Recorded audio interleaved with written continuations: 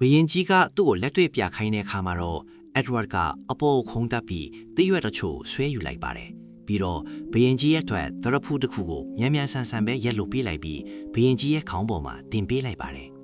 ဘယင်ကြီးကအဲ့ဒါကိုသဘောကျသွားပေမဲ့သူ့ခေါင်းပေါ်မှာဘလို့ပုံစံဖြစ်နေလဲဆိုတာကိုတော့မမြင်ရပါဘူးအဲ့ဒီနောက်မှာတော့ Edward ကတရွက်ထဲကရေတွေကိုအပင်ကြီးတစ်ပင်ထဲစုထဲလိုက်ပြီးဘယင်ကြီးကိုသူ့ရဲ့ပုံရိပ်ကိုပြထားလိုက်ပါတယ်ပထမတော့ဘယင်ကြီးကသူ့ပုံရိပ်ကိုကြည့်ပြီးလန့်သွားပေမဲ့ပုံရိပ်ကိုတေချပြန်ကြည့်လိုက်တဲ့အခါမှာတော့အတော်လေးသဘောကျသွားပါတယ်အားလုံးက Edward ကိုချီကျူးလာကြပြီးဒါကသူ့ကိုပို့ပြီးစိတ်အားသက်ကြွစေခဲ့ပါတယ်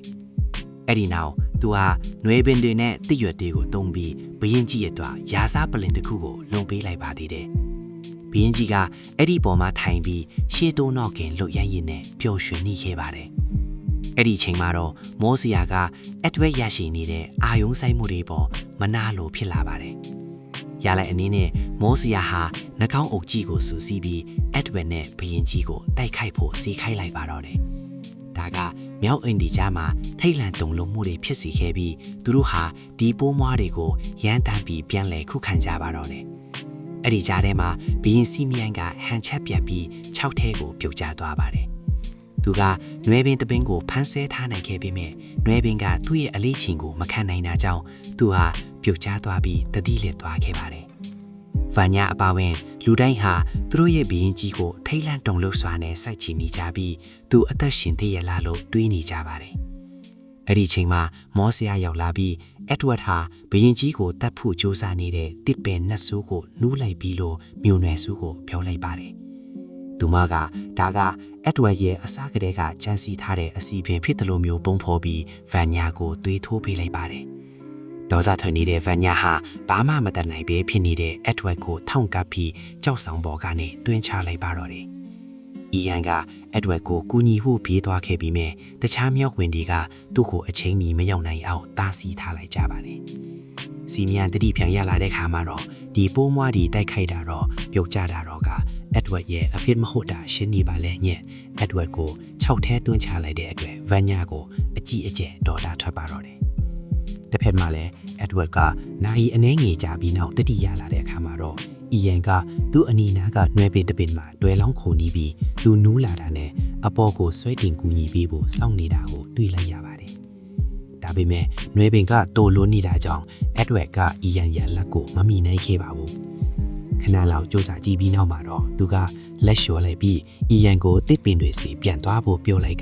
ကသူကိုယ်တိုင်ကတော့ခနာဖိုဒီယမ်လို့ခေါ်တဲ့တောနတ်ထဲကကွင်းပြင်ကျဲကြီးထဲကိုဥတင်သွားလိုက်ပါတယ်။မိနစ်အနည်းငယ်လောက်လမ်းလျှောက်ပြီးလဲနောက်မှာတော့သူဟာ Ostrich ခက်ကူလို့နှကောင်နဲ့တိုးမိပါတယ်။သူတို့ကခြေနှချောင်းနဲ့လမ်းလျှောက်နေတာကိုမြင်တော့သူကလိုက်လို့ကြည့်ပါတယ်။အဲ့ဒီချိန်မှာမဲ့ Edward ဟာသူလဲ Ostrich တယ်လို့ခြေနှချောင်းနဲ့လမ်းလျှောက်နိုင်တယ်ဆိုတာကိုရှားဖွေတွေ့ရှိသွားပါတယ်။ဒါကသူ့ကိုပို့ပြီးမြန်မြန်လမ်းလျှောက်နိုင်စေတာကြောင့်အတော်လေးစိတ်လှုပ်ရှားသွားစေခဲ့ပါတယ်။သူကဒီစွမ်းရည်အသစ်ကိုစမ်းသပ်ဖို့စိတ်လှုပ်ရှားစွာနဲ့ရှေ့တိုးနောက်ငင်လမ်းလျှောက်ကြည့်နေခဲ့ပါတယ်။ကဲ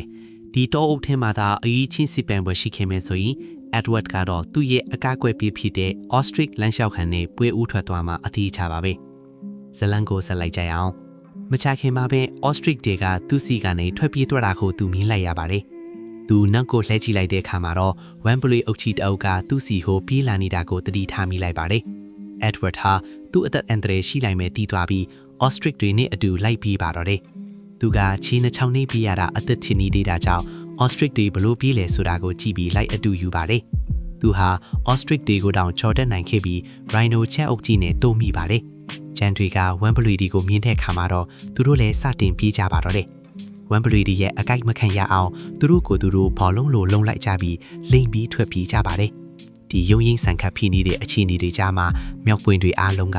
ပေါ်ကတစ်ပင်တွေပေါ်ကနေကြည်နေကြပါတယ်။ Edward ဟာချီးနှချောင်းနဲ့ဘလို့ပြေးရမလဲဆိုတာကိုသိသွားပေမဲ့တစ်ပင်တွေကနေတွဲလောင်းချနေတဲ့နွဲပင်တွေကိုတော့မမြင်နိုင်သေးပါဘူး။သူဟာချမ်းတွေရဲ့နင်းချီတာကိုခံရတော့မဲ့ခြေမှာပဲတစ်ပင်ပေါ်ကနေအားလုံးကိုကြည်နေတဲ့စီမီယန်ကသူသားကိုကာကွယ်ဖို့ပြေးဆင်းလာပါတယ်။သူကကျန်းအချူကိုတိုက်ထုံနိုင်သေးပေမဲ့ကျန်းတကောင်က Edward စီကိုလွင့်ပြက်လာတာကိုသတိထားမိသွားပါတယ်။သူကသူ့ရဲ့သားဦးလေးရှိမှအကာအကွယ်ပေးဖို့ကိုယ်တိုင်ဝင်ခံလိုက်ပါတယ်။ဖုံးမုံဒီညင်းပတ်သွားတဲ့အခါမှာတော့ Edward ကသူ့ရှိမှတန်ရတွေနဲ့လဲနေတဲ့ Simeon ရဲ့ကကကွယ်ကိုရရှိခဲ့တာကိုတွေ့လိုက်ရပါတယ်။ Simeon က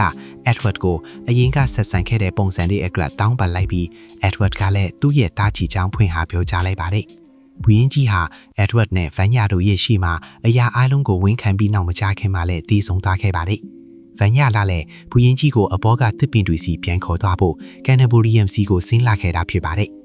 Edward ဟာအခုလေးတင်ကြားလိုက်ရတဲ့ဝန်ခံချက်ကြောင့်ထိတ်လန့်တုန်လှုပ်စားနဲ့ရက်နေပြီး Vanya ကသူတို့ဖခင်ရဲ့ရုပ်အလောင်းကိုယူပြီးထပ်သွားတာကိုတိတ်တဆိတ်ကြည့်နေခဲ့ပါတယ်။နောက်ပိုင်းမှာတော့မြောက်ပွင့်တွေအားလုံးစုဝေးကြပြီး Vanya ကိုနောက်တက်မဲ့ဘုရင်အိတ်ထိပိတ်တီးမြောင်းလိုက်ကြပါတယ်။အရင်ဆုံးအနေနဲ့သူက Vladimir ကိုသူ့အဖို့တစ္ဆာမရှိဘူးလို့တန်ညာရှိတာကြောင့်တပ်ပစ်လိုက်ပြီးအကြံပေးအတိတ်တရားကိုရွေးချယ်လိုက်ပါတယ်။အဲ့ဒီနောက်သူကသူ့အတွက်ဇနီးတယောက်ရွေးချယ်တာမှဖြစ်ပြီးမြတင်ပြလာတဲ့ရွေးချယ်စရာတွေကိုသဘောမကျတဲ့အခါမှာတော့ဥပဒါတစ်တစ်ခုကိုထုတ်ပြန်လိုက်ပြီးမြောက်ပွင့်အားလုံးဟာသူ့ရဲ့စီခိုင်းသမျှကိုအကွေးမဲ့နားဆင်ရမယ်လို့အမိန့်ပေးလိုက်ပါတယ်။ Vanya ဘုရင်မဖြစ်ခင်နောက်ဆုံးလုပ်ရမယ့်အဆင့်ကတော့သူဖခင်ရဲ့အသားကိုစားရမှာဖြစ်ပါတယ်။သူကသူဖခင်ရဲ့အသားကိုကိုက်စားတော့မယ့်အချိန်မှာပဲရုတ်တရက် Edward ရောက်လာပြီးဒီရက်ဆက်တဲ့ရိုးရသလေးကိုတားဆီးလိုက်ပါတယ်။အဲ့ဒီအချိန်မှာပဲခေါင်းကင်မှာလက်စည်းတွေလက်လာပြီးမြောက်ပွင့်တွေအားလုံးပုံအောင်ထားကြပါတယ်။ဒါက Edward အတွက်သူဖခင်ရဲ့ရုပ်အလောင်းကိုသူ့ရဲ့အမွေဆက်ခံသူကစားတာမျိုးမဖြစ်ရလေအောင်ကြောက်ဆောင်ဖောက်ကနေပစ်ချလိုက်ဖို့အခွင့်အရေးဖြစ်သွားခဲ့ပါတယ်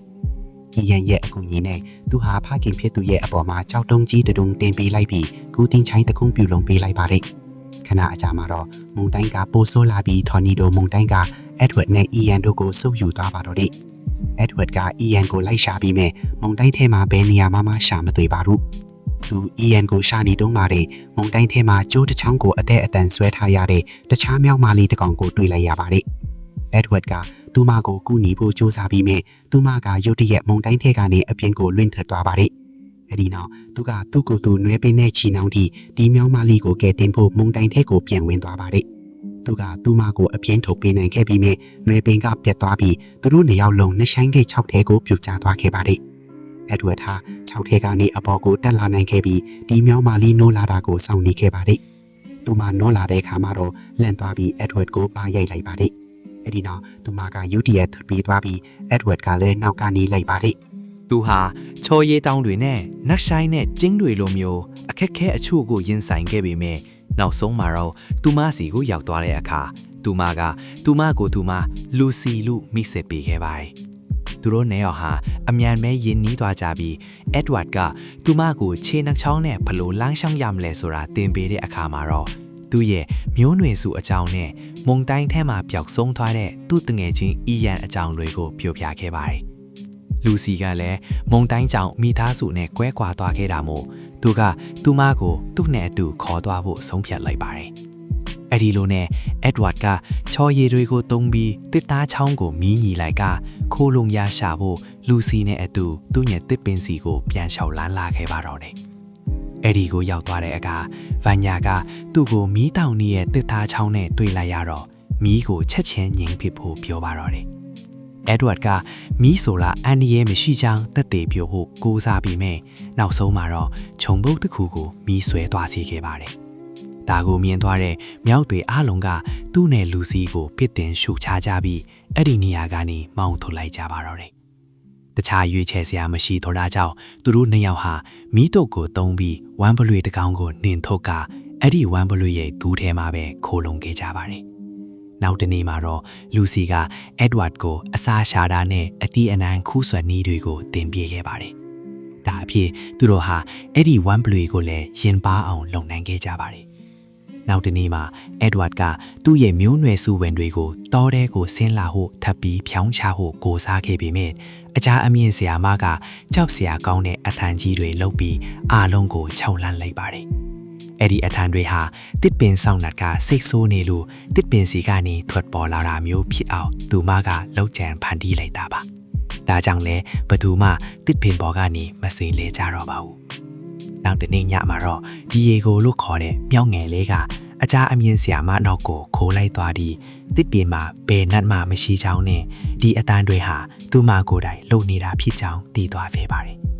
သူကမျိုးနွယ်စုစီကိုအမြန်ပြေးပြန်လာပြီးဓာတ်တွေကိုပြောပြလိုက်ပါတယ်။ သူတို့ဟာအကြအမြင်ဆရာမရဲ့တတိပေးချက်တွေကိုဂရုမစိုက်တော့ပဲသူမကိုတိုက်ခိုက်ပြီးတစ်ပင်ပေါ်ဟာနေ Canavorium လို့ခေါ်တဲ့တောင်အုပ်ထဲကိုဆင်းလာခဲ့ကြပါတော့တယ်။မျိုးနွယ်စုဝင်တွေကသူတို့ရဲ့နေအပ်ကနေထွက်ခွာဖို့ပြင်ဆင်နေချိန်မှာဂူဒူလို့ခေါ်တဲ့ဒီမြောက်မလေးကတော့ဗန်ညာကိုချစ်တဲ့စိတ်နဲ့သူ့နားမှာပဲနေခဲ့ဖို့ဆုံးဖြတ်လိုက်ပါတယ်။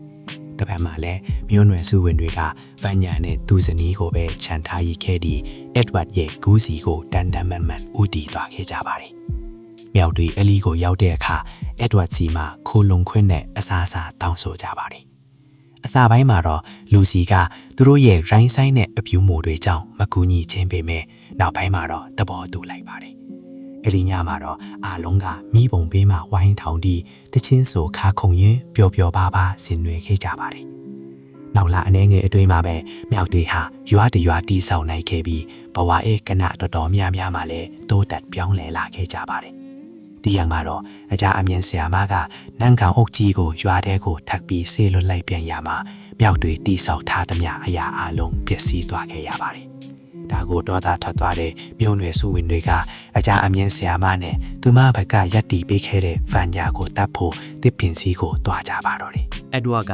မျိုးနွယ်စုတွေရဲ့ရည်ရွယ်ချက်ကိုတီးသွားတဲ့အခါမှာတော့ဗာညာကိုမျိုးနွယ်စုတွေလာတိုက်တော့မဲ့အကြောင်းတတိပေးဖို့တစ်ပင်ကြီးစီကိုအပေးသွားပါတော့တယ်။ဒါပေမဲ့ဗာညာကတော့အလျှော့မပေးခဲ့ပါဘူး။သူကဒီမြောက်ဝန်တွေကိုပြန်တိုက်ခတ်ခဲ့ပြီးတိုက်ပွဲတစ်ခုဖြစ်ပွားခဲ့ပါတယ်။မြောက်ဝန်တစ်ကောင်ကတစ်ပင်ကြီးကိုမီးရှို့လိုက်တဲ့အချိန်မှာဗာညာရဲ့ဇနီးဖြစ်သူဟာမီးလောင်နေတဲ့တစ်ပင်ကြီးထဲမှာပိတ်မိနေတာကိုအက်ဒဝါကတွေ့ခွာခဲ့ပါတယ်။ဗာညာတယောက်တခြားမြောက်ဝန်တွေကိုတိုက်ခိုက်နေရလို့အလုရှုံနေတော့မှာပဲအက်ဒဝါကသူရင်ပါအောင်မွေးထားတဲ့ဒီဝန်ပလွေလေးရဲ့အကူအညီနဲ့နွယ်ပင်ကိုတက်သွားပြီးဗာညာရဲ့ဇနီးကိုကယ်တင်နိုင်ခဲ့ပါတယ်။သူမကိုမြေပင်ပေါ်ကိုချပေးလိုက်တဲ့အချိန်မှာပဲမီးလောင်နေတဲ့တစ်လုံးကြီးတစ်လုံးက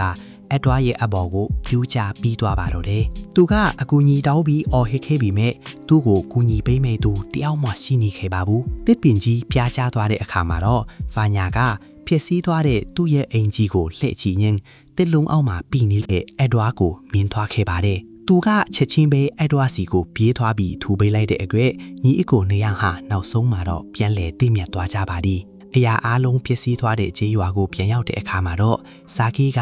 မြောက်ဝန်တွေကြားမှာထိမ့်လန့်တုန်လှုပ်မှုတွေဖြစ်အောင်လုပ်နေပါတယ်။အက်ဒဝါကဗာညာနဲ့အတူပြန်ရောက်လာတဲ့အခါအားလုံးကိုစိတ်အေးထားဖို့ချောမောလိုက်ပြီးအစားအစာနဲ့ရေတွေအလံပဲရှိရဲ့တောင်ဖြူကြီးတစ်လုံးရှိကြောင်းပြောပြလိုက်ပါတယ်။သူ့ရဲ့လန့်ပြားမှုအောက်မှာအားလုံးကတောင်ဖြူကြီးစီကိုဖြည်းဖြည်းချင်းသွားခဲ့ကြပြီးတစ်ဖက်ချမ်းကိုရောက်သွားတဲ့အခါမှာတော့အက်ဒဝါပြောတာမှန်တယ်ဆိုတာကိုတွေ့လိုက်ရပါတယ်။အားလုံးကစိမ့်လန်းဆိုပြီးတဲ့ပတ်ဝန်းကျင်အသစ်ကိုလေ့လာနေကြတော့မှာပဲ။အီယန်ကဘဲကမှန်းမသိပေါ်လာခဲ့ပြီးသူငယ်ချင်းနှစ်ယောက်ဟာကြာမင်းစွာဆောင်းဆိုင်ခဲ့ရတဲ့စုံစည်းမှုကိုပျော်ပျော်ရွှင်ရွှင်ခတ်ထုံရင်းဆင်နွှဲခဲ့ကြပါတော့တယ်။ဒါကတော့ recap ရဲ့အဆုံးသတ်ပဲဖြစ်ပါတယ်။ဒီရုပ်ရှင်အပေါ်ပရိသတ်တို့ဘယ်လိုထင်မြင်ကြလဲဟင်။အကယ်၍တင်တာအက်ဒဝါရဲ့နေရာမှာဆိုဤထီးနှင်းကိုပြန်ရဖို့ဘာတွေလုပ်မလဲဆိုလာကိုအောက်က comment မှာရေးပေးခဲ့ပါဦးနော်။နောက်ထပ်ဗီဒီယိုအသစ်တွေအတွက် subscribe လုပ်ထားပြီး post notification လေးကိုလည်းဖွင့်ထားပြီးဖို့မမေ့ပါနဲ့အောင်အားလုံးပဲဘေးကင်းလုံခြုံပြီးကောင်းမွန်တဲ့နေ့ရက်လေးပိတ်ဆိုင်နိုင်ကြပါစေ